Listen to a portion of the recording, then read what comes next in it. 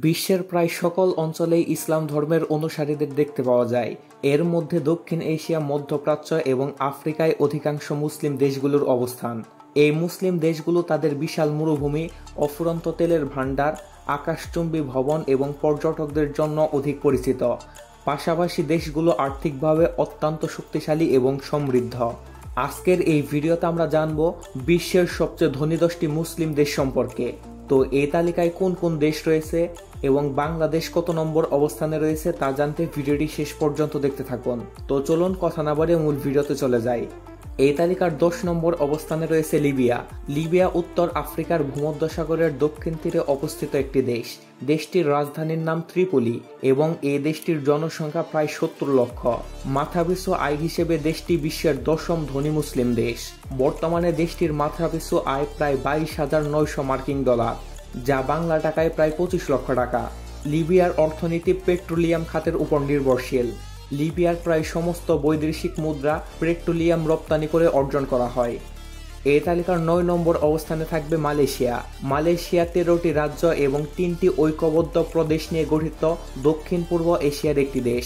দেশটির রাজধানীর নাম কুয়ালালামপুর এবং এই দেশটির জনসংখ্যা প্রায় 3.5 কোটি। মাথাপিছু আয় হিসেবে দেশটি বিশ্বের 9ম ধনী মুসলিম দেশ। বর্তমানে দেশটির মাথাপিছু আয় প্রায় 33,000 মার্কিন ডলার। চীন, সিঙ্গাপুর এবং আমেরিকা দেশটির প্রধান বাণিজ্য সহযোগী। পাম তেল উৎপাদনে মালয়েশিয়া বিশ্বের 2য় বৃহত্তম দেশ, যা তাদের অর্থনীতিতে একটি বড় ভূমিকা পালন করে। এই তালিকার 8 নম্বর অবস্থানে রয়েছে ওমান। ওমান আরব উপদ্বীপে দক্ষিণ পূর্ব কোণাতে অবস্থিত একটি মরুভূমির দেশ। মাসকাট ওমানের রাজধানী এবং এই দেশটির জনসংখ্যা প্রায় 45 লাখ। মাথাপিছু আয় হিসেবে দেশটি বিশ্বের 8ম ধনী মুসলিম দেশ। বর্তমানে দেশটির মাথাপিছু আয় 35,286 মার্কিন ডলার। ওমানের শতকরা 80 ভাগেরও বেশি এলাকা মরুভূমি এবং 15% পর্বত এবং মাত্র 3% উপকূলীয় সমভূমি। এই দেশের বেশিরভাগ লোকালয় সমুদ্র উপকূলে অবস্থিত। তাই ওমানের অর্থনীতি প্রধানত তাদের তেল খাতকে কেন্দ্র করে গড়ে উঠেছে। পাশাপাশি উপকূলীয় অঞ্চলে মাছ ধরা এবং সমুদ্র পথের ব্যবসায়িক কার্যক্রম ধারা তাদের অর্থনীতিকে শক্তিশালী করেছে। এই তালিকার 7 নম্বর অবস্থানে থাকবে তুরস্ক। তুরস্ক একটি ইউরেশিয়ান দেশ, যা পশ্চিম এশিয়া ও দক্ষিণ পূর্ব ইউরোপে অবস্থিত। দেশটির রাজধানী আসকারা এবং এই দেশটির জনসংখ্যা প্রায় 8.5 কোটি। মাথাপিছু আয় হিসেবে দেশটি বিশ্বের 7ম ধনী মুসলিম দেশ। বর্তমানে দেশটির মাথাপিছু আয় প্রায় 41,000 মার্কিন ডলার। কৃষি শিল্প এবং সেবা খাত ছাড়াও তুরস্কের পর্যটক শিল্প দেশটির অর্থনীতিতে বড় ধরনের অবদান রাখে। এছাড়া তুর্কি অর্থনীতির অন্যান্য খাতের মধ্যে উল্লেখযোগ্য হচ্ছে ব্যাংকিং খাত, নির্মাণ খাত, গার্মেন্টস, বিদ্যুৎ, তেল পরিশোধন, খাদ্য, লোহা, স্টিল, অটোমোটিভ ইত্যাদি। এই তালিকার 6 নম্বর অবস্থানে রয়েছে কুয়েত। কুয়েত মধ্যপ্রাচ্যের একটি ছোট তেল সমৃদ্ধ এবং রাজতান্ত্রিক রাষ্ট্র।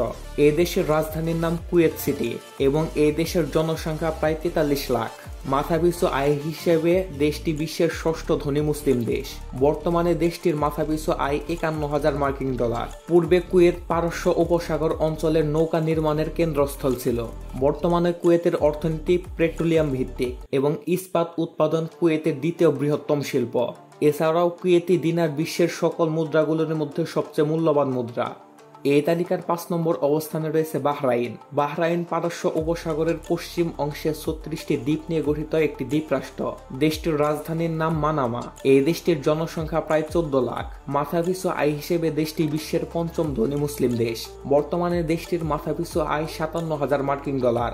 বাহরাইনের অর্থনীতি প্রধানত পেট্রোলিয়াম উৎপাদন, প্রক্রিয়াকরণ এবং রিফাইনিং এর উপর নির্ভরশীল। এই দেশের শুধুমাত্র 1% ভূমি চাষযোগ্য হয়, তারা নিজেদের প্রয়োজনীয় খাদ্য নিজেরা উৎপাদন করতে পারে না। এক্ষেত্রে দেশটি আমদানির উপর নির্ভরশীল। এই তালিকার 4 নম্বর অবস্থানে রয়েছে সৌদি আরব। সৌদি আরব মধ্যপ্রাচ্যের একটি সার্বভৌম আরব রাষ্ট্র, যা বিশ্বের 3য় বৃহত্তম মুসলিম দেশ। দেশটির রাজধানীর নাম রিয়াদ এবং এই দেশটির জনসংখ্যা প্রায় 3.5 কোটি। মাথাপিছু আয় হিসেবে দেশটি বিশ্বের 4র্থ ধনী মুসলিম দেশ। বর্তমানে দেশটির মাথাপিছু আয় 67,000 মার্কিন ডলার। সৌদি আরবের মূল অর্থনীতি পেট্রোলিয়াম ভিত্তিক। সৌদি আরবে সমগ্র বিশ্বের ভূভাগের 20% খনিজ তেলের মজুদ রয়েছে। এছাড়াও সৌদি আরব ইসলামের পবিত্রতম স্থানগুলির মধ্যে অন্যতম। তাই প্রতি বছর লক্ষ লক্ষ মানুষ হজ করার জন্য এদেশে আসেন, যা দেশটির অর্থনীতিতে বিশাল ভূমিকা রাখে। এই তালিকার 3 নম্বর অবস্থানে থাকবে ব্রুনাই। ব্রুনাই দক্ষিণ পূর্ব এশিয়ার বোর্নিও দ্বীপের উপকূলে অবস্থিত একটি দ্বীপরাষ্ট্র। এই দেশটির জনসংখ্যা প্রায় 4.5 লাখ। মাথাপিছু আয় হিসেবে দেশটি বিশ্বের তৃতীয় ধনী মুসলিম দেশ। বর্তমানে দেশটির মাথাপিছু আয় $74,000। এই দেশের অর্থনীতি প্রায় সম্পূর্ণরূপে অপরিশোধিত তেল এবং প্রাকৃতিক গ্যাস রপ্তানির উপর নির্ভর করে।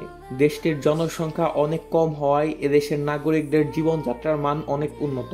একটি রিসার্চে দেখা গিয়েছে ব্রুনাইয়ের প্রতি 1000 মানুষের মধ্যে 721 জনেরই নিজস্ব গাড়ি রয়েছে। তাহলে বুঝতেই পারছেন এদেশের মানুষের জীবনযাত্রার মান কতটা উন্নত। এই তালিকার 2 নম্বরে অবস্থানে থাকবে সংযুক্ত আরব আমিরাত। সংযুক্ত আরব আমিরাত মধ্যপ্রাচ্য অঞ্চলে আরব উপদ্বীপের 7টি স্বাধীন রাষ্ট্রের একটি ফেডারেশন। দেশটির রাজধানী আবুধাবি এবং এই দেশটির জনসংখ্যা প্রায় 92 লক্ষ, যার অধিকাংশই অভিবাসী। মাথাপিছু আয় হিসেবে দেশটি বিশ্বের দ্বিতীয় ধনী মুসলিম দেশ। বর্তমানে দেশটির মাথাপিছু আয় প্রায় $78,000। যদিও এই দেশটিকে বেশিরভাগ মানুষ দুবাই নামেই চেনে। এই শহরটি পৃথিবীর মানুষকে এমনভাবে পরিচয় দিয়েছে যার কারণে মনে হয় না এটি শুধু একটি শহর। পূর্বে এই দেশটি মুক্তা শিল্পের উপর নির্ভরশীল থাকলেও বর্তমানে এই দেশটির মূল চালকশক্তি হলো তেল এবং প্রাকৃতিক গ্যাস। বর্তমানে এই দেশটির অর্থনীতিতে যেটি সবচেয়ে বেশি ভূমিকা রাখে তা হচ্ছে এই দেশের পর্যটন খাত। এই তালিকার প্রথম অবস্থানে থাকবে কাতার। কাতার মধ্যপ্রাচ্যের আরব দেশগুলির মধ্যে সবচেয়ে ছোট দেশ, যা বিশ্বের সবচেয়ে ধনী মুসলিম দেশ হিসেবে পরিচিত। কাতারের রাজধানীর নাম দোহা। এই দেশটির জনসংখ্যা প্রায় 25.5 লাখ। বর্তমানে দেশটির মাথাপিছু আয় প্রায় $1,13,000। মাত্র 50 বছর আগেও মধ্যপ্রাচ্যের এই দেশটি ছিল ছোটখাটো মৎস্য শিল্প এবং মুক্তা আহরণের উপর নির্ভরশীল একটি দেশ। কিন্তু গত 2 দশকে দেশটি তেল রপ্তানির বিশ্বকেন্দ্রে পরিণত হয়েছে। মূলত তেল এবং প্রাকৃতিক গ্যাস রপ্তানি কাতারের বর্তমান অর্থনীতির মূল চালকশক্তি। এছাড়াও বর্তমানে কাতারের অর্থনীতিতে পর্যটন শিল্পও অনেক বড় ভূমিকা পালন করছে। তো এই দেশগুলির মধ্যে আপনি কোন দেশটিতে ভ্রমণ করেছেন তা কমেন্ট করে জানাবেন।